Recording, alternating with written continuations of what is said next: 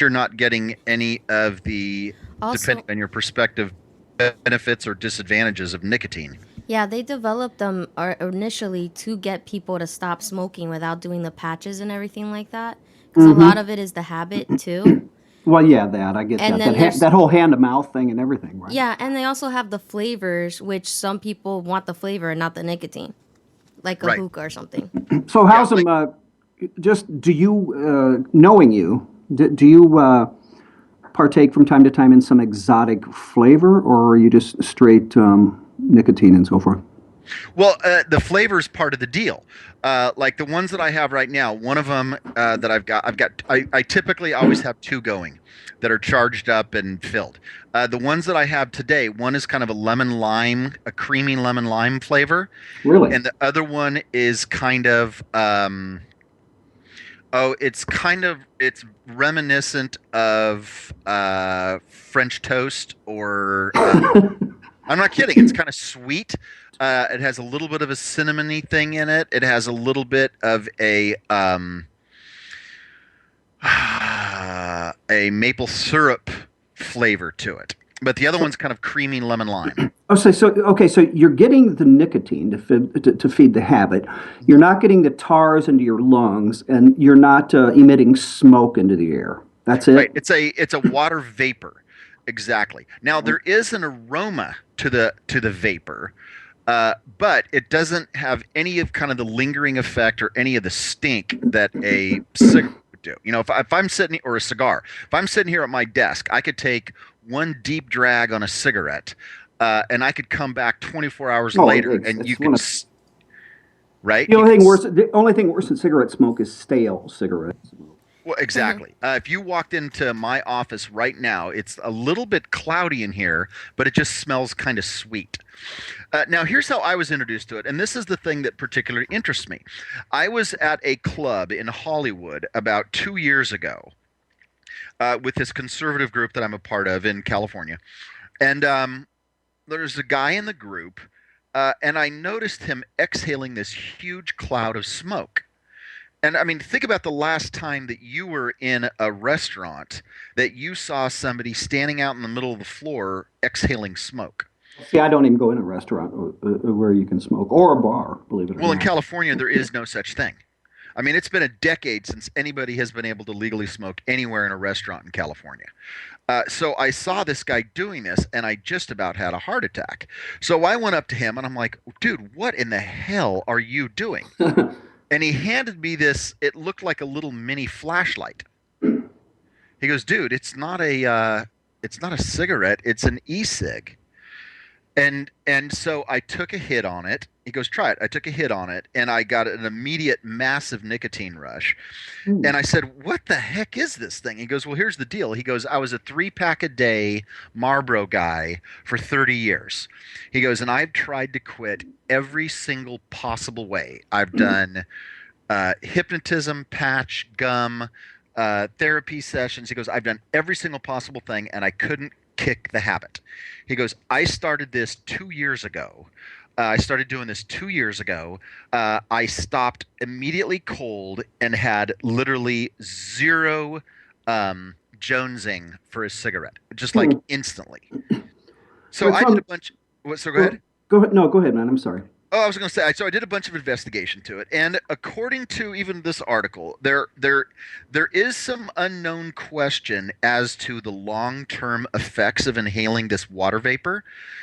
But admittedly and upfront in every possible study, the cancer-causing agents that are found in cigarette smoke, Right. uh, basically, for the most part, and by the most part, like 99.999% of all the stuff that's harmful in cigarette smoke is not found in e-cig vapor. Okay, so then why does this California state senator have his panties in a wad over this? Well, there are three particular reasons that they do it. Number one, and he mentions it here, is the issue of addiction. Nicotine is addictive at a level like cocaine or um, caffeine. Right. Extraordinarily addictive. Right. So the addiction to nicotine is one particular thing, and we'll talk about nicotine in a second. Hmm. The second thing is that the concern that people blowing smoke, you seeing people blowing vapor, number one, they'll be confused as to whether or not it's actual cigarette or cigar smoke, number one. And then number two, that seeing smoke like that will once again encourage a culture that will potentially get people to respond by smoking regular analog cigarettes. All right. So obviously, from what you're, I love analog cigarettes, by the way, as Yeah, opposed that's to. analog cigarette. Now, the third concern about it is the unknown question as to the long-term effects of this vapor stuff. I mean, there's been some long-term studies on vapor in like the cloud making stuff for smoke machines for concerts and that. And there are some concerns that bringing in the equivalent of being in a sauna, and that would be the other way to look at it in terms of the Sure. vapor No, and the no, no. I got smokes, it. like Yeah. being in a sauna. There is a physical reaction that your lungs and alveoli have in your lungs to being in warmed vapor that your throat can slightly constrict. That long term, it's not healthy to be breathing in a bunch of moisture like that. Right. But as to whether it causes cancer, the answer to that is maybe question mark. However, on a scale that's an absolute fraction of smoke. And then the last part is that they claim that it helps people quit cigarettes. Is inconclusive. They're saying that at this point it's proven to be no more effective than gum or patches. But even that, the fact that gum and patches isn't effective for everybody, it is effective for some. Sure, but it would be This is interesting to know, and maybe, heck, maybe you know, maybe these people know. I would guess that just guess. I mean, off the top of my head, that the majority of people who smoke e-cigarettes are maybe not necessarily doing so in an effort to quit. I mean, it sounds like you can smoke these things or vape these things or what have you in restaurants in California, right? Some. There So, are some places now, like one of the malls right here says, the Irvine Spectrum is a smoke and vape free zone. oh Yeah, isn't that man. funny? only But in I California. think the funny thing to me is like he made the assertion, oh, some people might not know if you're actually smoking. That is the most asinine comment ever because I've been right next to people that have been using the e-cigarettes and you can't really tell. And it doesn't smell like anything other than what you just said, like at a concert where there's somebody just they Right. put out the fog machine or But something. to Housem's point, and I have seen them like at the liquor store, the ones that look like cigarettes, they have them on the counter. So if you're like looking across the room in a restaurant, and you're seeing somebody with one like that versus the one that Michael has on his post on IJR, I could see what, like somebody wouldn't have the same reaction that he did when he saw it and learned about it for the first time.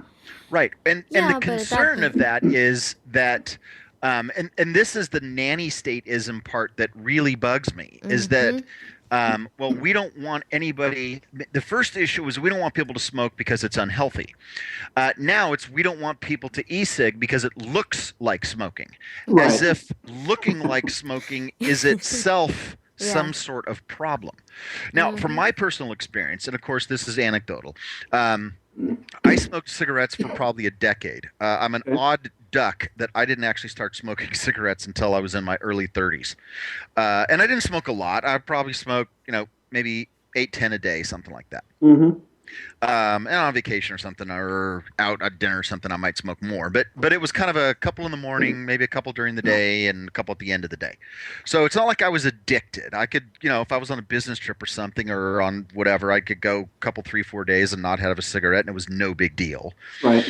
Um, but I knew that it was unhealthy. I knew, riding my bike all the time and playing squash all the time. I knew that it was having an. I mean, you'd have to be a complete moron at this point in life to not know that smoking is unbelievably bad for you, right? Exactly. Exactly. But even at the minimal amount of smoking that I did, so my buddy David was smoking, 50, 60, 70 cigarettes a day. I was smoking 8, 10, 12. I noticed that when I stopped smoking, and I have not touched a cigarette now in almost 2 years, and I can't say I haven't. I probably smoked two or three. Um, I noticed that within a month, my lung capacity and I mean all kinds of physical stuff, my stamina playing squash and riding my bike totally changed. My lung capacity did. I mean, it was like immediate and overnight the difference. So obviously, it's a better alternative, and we have evidence from you. And so back to this deal, this California state senator and wants to ban them. Does he want to Yes. ban them? Well, they don't want to ban them, but they want to treat them like regular tobacco cigarettes. And basically, for regular tobacco cigarettes, um, all kinds of public spaces you can't. There's all kinds of public beaches you can't. There's certain cities that you can't smoke in apartment complexes. Okay, so by your headline, ban e-cigarettes, you mean in those types of places where you can't smoke regular cigarettes? Yes, that they would be treated like regular cigarettes. Yeah. That you can't smoke within a certain number of feet of any kind of public building, any kind of public school. Obviously, workplaces, restaurants, hospitals, any sort of public places like that. I mean, there are. It's very. I mean, you can smoke in your own car, unless your own car is in a parking lot at a public school, in which case you can't. So they're treating them like this, and the language of it, Excuse me. it says right there, and this is the part where it's a bit of a game. The guy says no tobacco product should be exempt. Well, here's the thing: is that there's It's no not a tobacco tobacco involved. product, right? I mean, even I know that. It's not a tobacco product, exactly.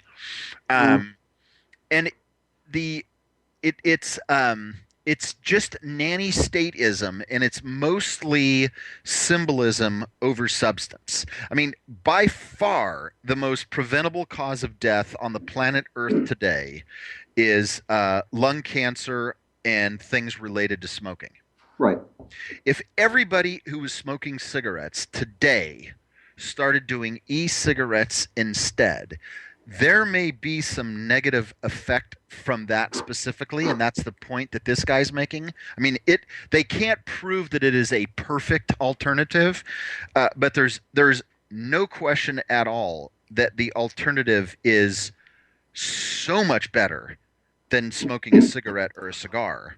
I'm sure this guy's not deep enough to consider this too, but if you, let's say you waved a magic wand, you were able to, and you could convert everyone in the country away from smoking cigarettes to e-cigarettes, think of all the tax revenue that would be lost to the federal government. Well, Anyway, that is the other part of it is there we that go. as hated as cigarettes are, there's so much of the country that's dependent on the revenues. That's why tobacco farmers get subsidies. Yeah, go figure. You can't. There's no logic. When you and I've talked about marijuana versus alcohol. Alcohol is legal. It's legal for you to drink yourself to death, and so recreational marijuana across most of the country, not so much. So when you start trying to introduce logic to things like this guy is doing, and the federal government as well, I mean, it starts to get like your head spins, man. Well, absolutely, and it is. The reactions to this, like a guy from one of the e-cig groups came out and said that this is an incorrect, irresponsible message to California's 3.6 million smokers that vaping may be just as hazardous as smoking. California smokers deserve truthful information about smoke-free alternatives, not hype and conjecture designed to scare them away. And Yeah, that's but that's absolutely true. and that's what the government does. Listen, we're already at the end of the first half hour. By the way, Becca from IJR will join us at the top of the next hour. When we come back, let's tie some things together. Nanny state, wacky state of California, and we talked yesterday about recycling. We got another wacky thing to talk about. We'll be right back. Perfect.